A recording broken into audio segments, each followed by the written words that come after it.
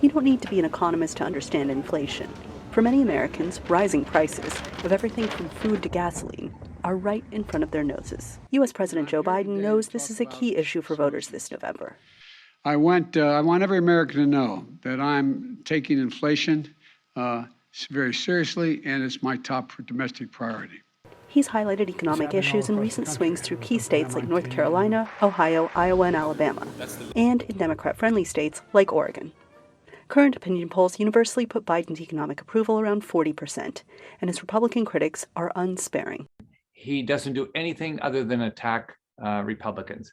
If he wants to do something on inflation right now, what he ought to do is resign. Every month he's been in office, inflation has gotten worse. Biden disagrees and has recently announced initiatives he says will help, like plans to lower the price of internet access, release more oil from the Strategic Petroleum Reserve, expand access to gasoline with 15% ethanol, and more.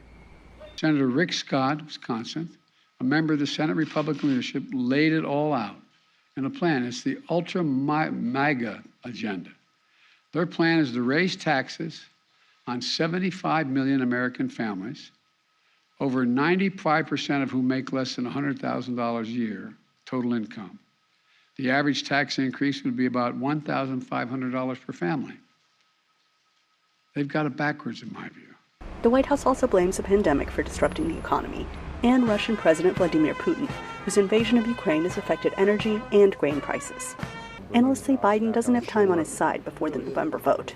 Fundamental policy shifts will make a difference over time, but if the question is whether they're going to make a difference between now and the midterm elections, the president would have to get very lucky for that to happen. And economists say U.S. inflation has global knock-on effects. On Tuesday, the International Labor Organization said global inflation hit 9.2% in March 2022.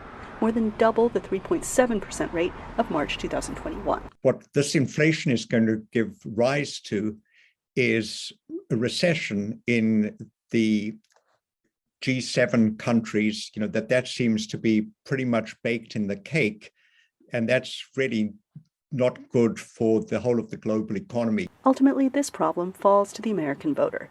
Midterm elections will see a battle for all 435 seats in the House of Representatives and for 1/3 of Senate seats, and local polls in more than 39 states. Anita Powell, VOA News, the White House.